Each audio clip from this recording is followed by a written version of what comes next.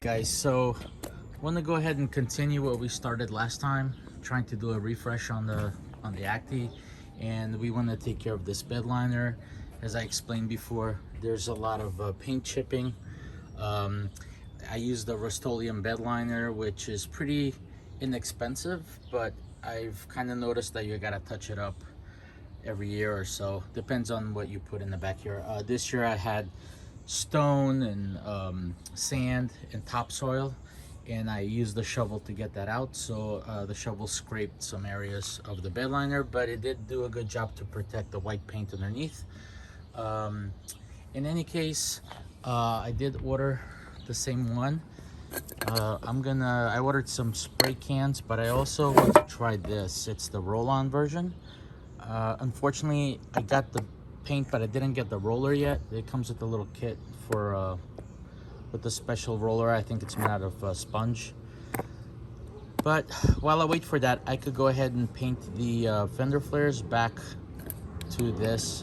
In the last video, I painted them silver to kind of match the wheels, and I really don't like the way it looked, so I'm gonna paint it with this again. So let's get started.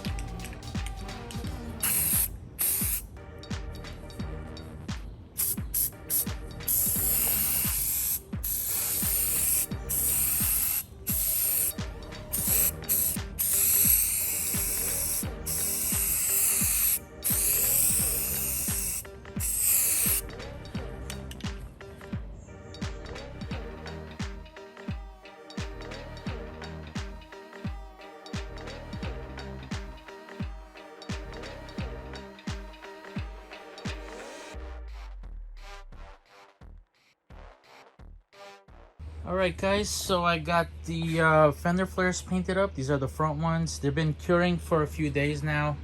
Here are my rear ones. So I haven't put these on because one of the bad things about the rear flares is they kind of prevent the side gates from folding 180 degrees because they kind of hit the fender flares, because you can see the rear wheel sticks out quite a bit. But in any case, I got the applicator kit. Box got beat up in shipping, but basically I didn't lose anything, so that's the important thing. And it comes with a scuff pad, so you're supposed to scuff your paint to like a 120 grit. However, because we already have the textured finish on there, we don't need to scuff it. And then it came with a brush, paint tray, and a roller with like a foam applicator. So we're gonna wash today that it's not raining. We're gonna wash the bed again with the degreaser and get all these leaves and spider webs out, and we could start painting.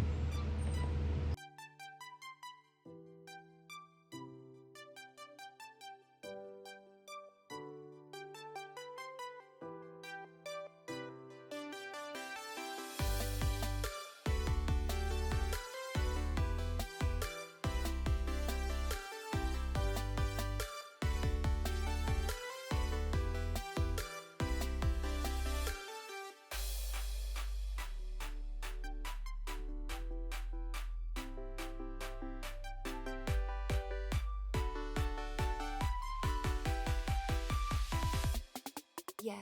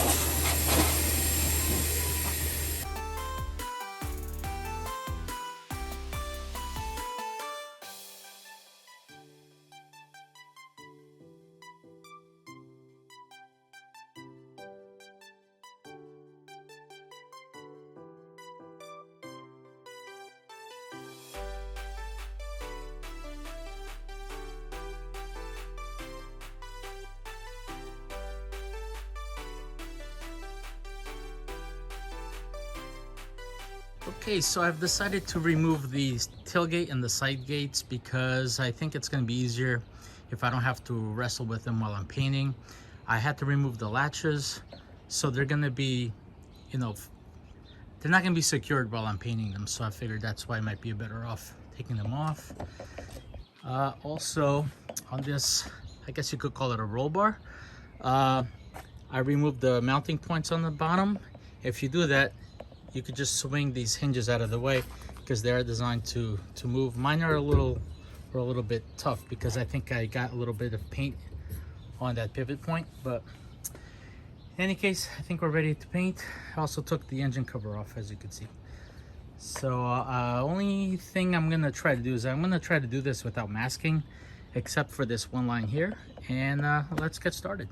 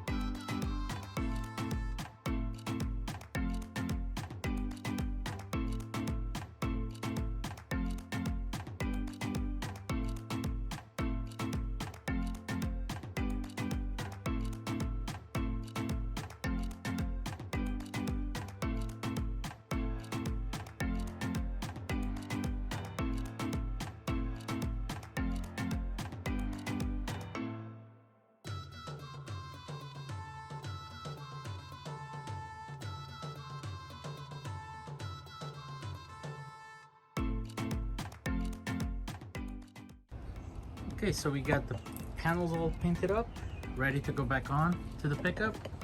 I want to talk to you about pros and cons of using the brush-on version of the paint. Okay, first pro, this paint, the brush-on version, is a lot thicker than the spray-on version. So between the combination of the heavier paint or thicker paint and the roller, which has a texture to it, you get a lot more texture, and you could feel that the paint is thicker, more coverage. The other pro is that you do not have to mask as much because obviously there's no overspray. However, to be honest with you, if you're gonna do this job and you're gonna do it right, you should always mask. I got a little bit lazy. I did mask it up here where I knew there was nothing that was gonna give me a clean line other than tape. So for other parts like this that you don't mask, you could have a little bit of overhang on the paint, but that doesn't bother me. This is a working truck. So continuing with the pros and cons, another pro of using the brush-on paint is that they do sell a powder additive that you could add to the can of paint, and that can of paint will now have extra texture because you'll have like almost like a sand mixed into the paint. So that will actually have like a physical material that's embedded in the paint, and that will give you a lot more texture and grip. I wasn't looking for that, but at least you have that ability.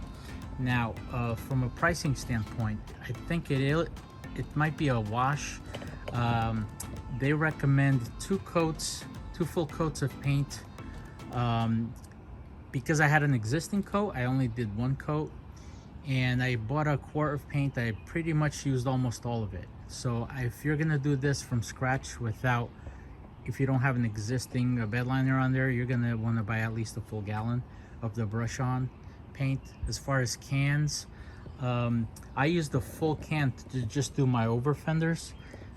So you could see, it's a large can, but it goes through real quick. So if you're gonna do two coats, I think you're gonna end up buying at least 6 cans. And so I think the quantity or the cost is probably gonna be a wash. So what are the cons of using the roll-on version?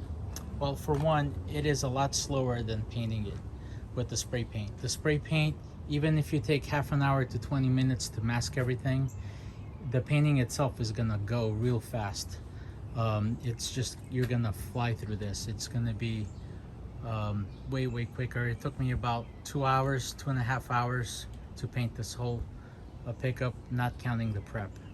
Finally, one word of advice if you're gonna do this is, if you're gonna do the brush on, I would recommend that you do not do it in full sunlight like I did. The paint starts to dry very quickly. When you're spray painting it on, that's a plus because it dries quickly, so you could do the second coat right away. So it's actually an advantage. But when you're using the brush on, I noticed that the paint would start to like grow a skin on the container that I was keeping the paint in, so that when I was brushing it, some of that skin got picked up by the roller or the brush, and you have these little blemishes of extra texture, I would call it. Like you can see right here, some of these just didn't even stick, they sat on there. But so yeah, I noticed the paint would start to cure while you're still using it. So don't do it in full sunlight. I think that will help, but you still have to move quickly, or at least don't pour out a lot of paint into your container. Pour as you go and do small sections at a time. I also found that the best technique is to brush on the paint in small sections and then go over what you brushed on with the roller to give it that fine texture or final texture, and also even out the brush strokes.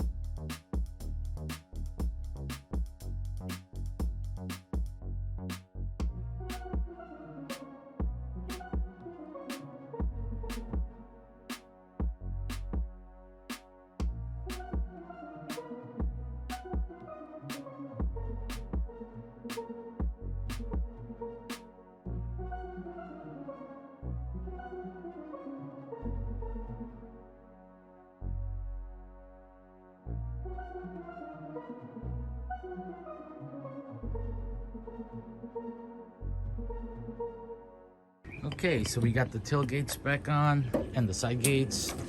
Chains are back on, all the latches. Bed looking good, with the exception of a couple of footprints for me walking on it this morning. But now let's get these over fenders on. I did order this.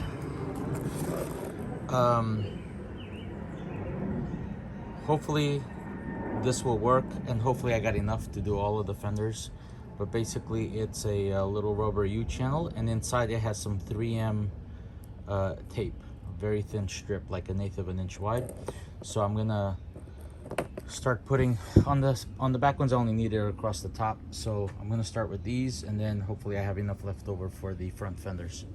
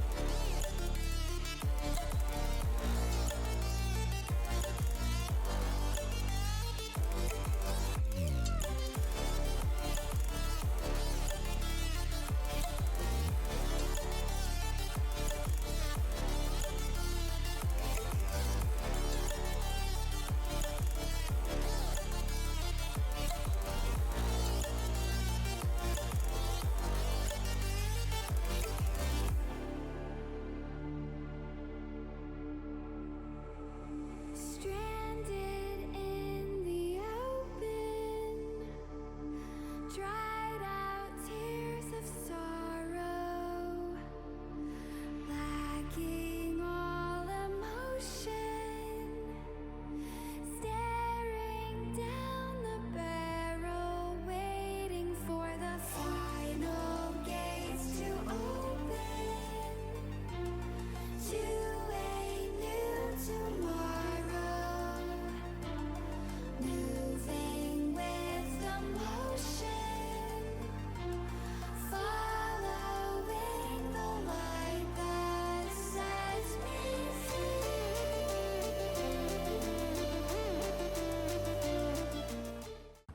Okay, so got the over fenders on all 4 corners put up, and it was a pain in the butt to put that rubber trim. I really didn't buy the correct one. It was a little bit too tight.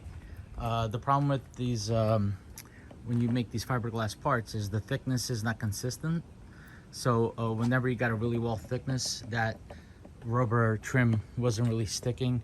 So I had to use a combination of this super glue and this activator. If you guys aren't familiar with this, if you spray this on super glue, it instantly like activates it. It crystallizes right in front of you.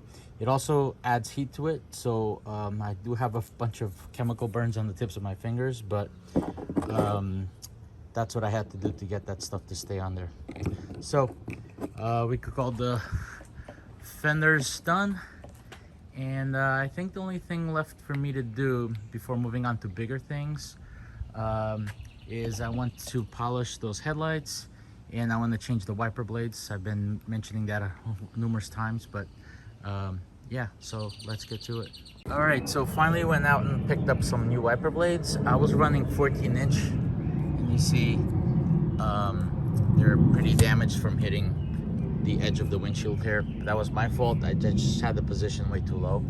But in any case, I want to try a different brand. These are Rain-X, I think, Latitude. I use them on all my cars, really, and I really like them. So I don't think this was the fault of the wiper blade itself, but I figured let me try something new. I picked up this Trico. Trico's been around forever, but these have a different, they almost have like this squeegee, or I shouldn't say squeegee, but I don't know what this is for, but I think it's to be able to act like a scraper or something when you have snow in your windshield.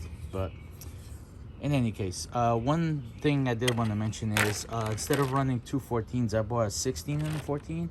I want to try to run a bigger wiper blade on the driver's side, in this case the right side of the car. So let's get these on. And the one thing I like about Rain-X is they have an adapter that works for every kind of wiper arm that you could think of. So hopefully these guys do the same. So let's try.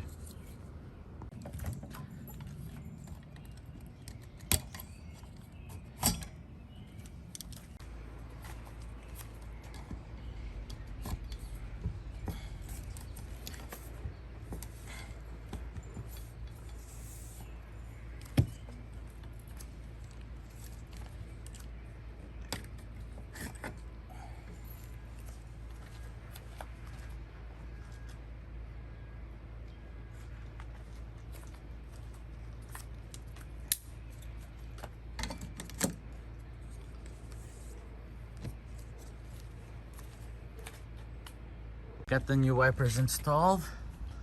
Let's just see. You can see the larger 16-inch one has plenty of room top and bottom. I probably could have even gotten a little bit bigger. Let me just put him in the rest position.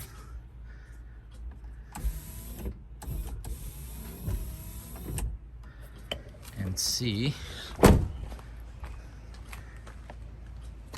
Yeah, I mean, again, the passenger side, you can't go more than 14 for sure. But I feel like I could have gotten maybe even an 18, so it'd be an inch on either side. But in any case, I'm happy with this. And now let's see if we could take care of these yellow headlights.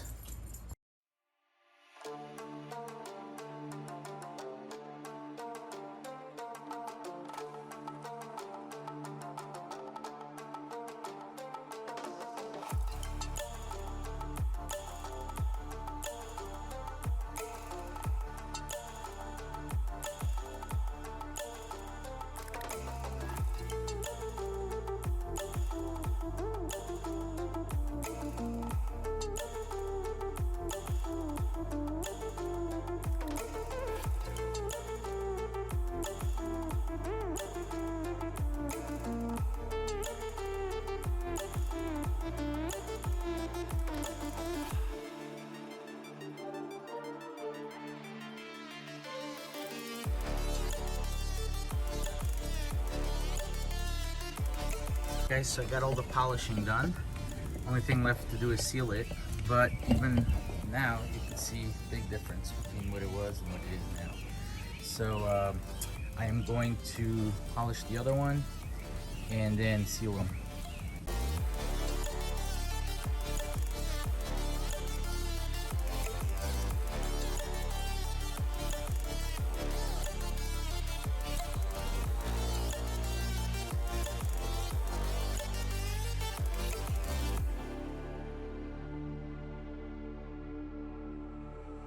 Stranded in the open, dried out tears of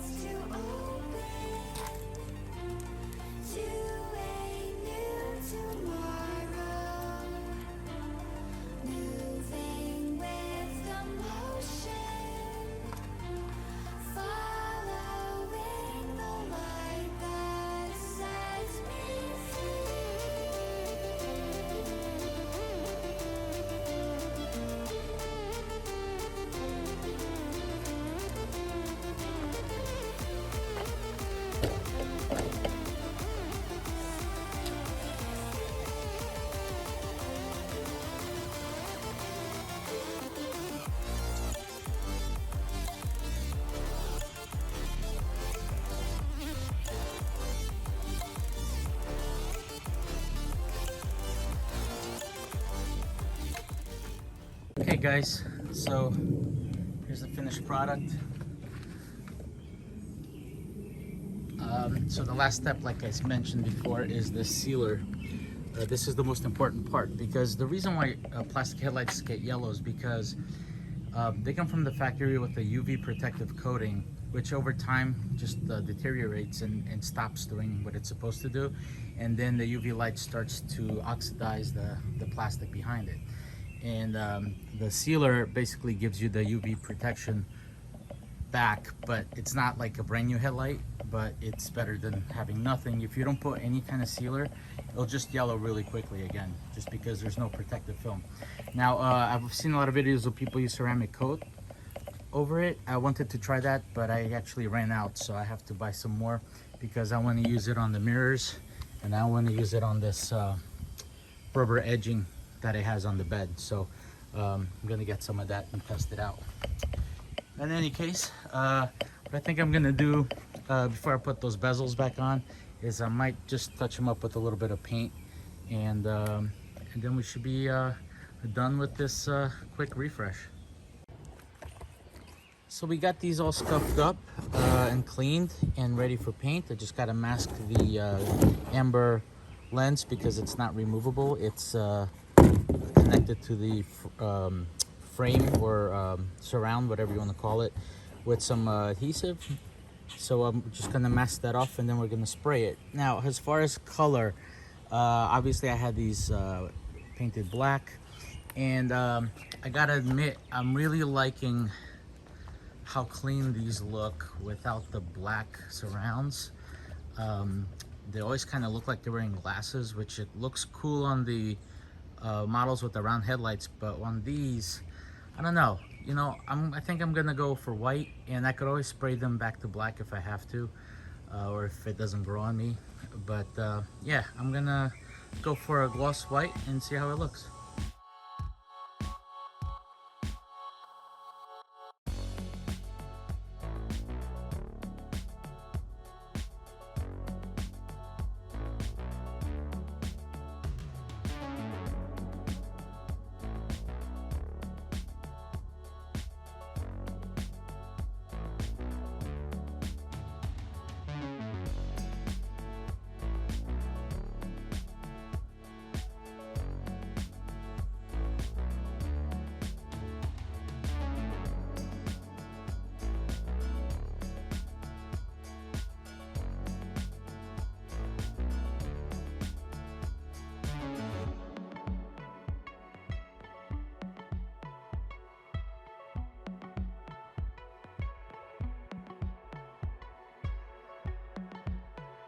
So they have been drying for about an hour. They're still somewhat tacky, not 100%. I think it's just we have very high humidity, and it's taking a little bit longer to dry. So the cure time is about 1 to 2 hours for this. I'm gonna see if they're dry enough for me to handle them. I might leave the tape on the lens just to handle it, and then get them installed, and then I could peel the tape later. So let's get these babies on.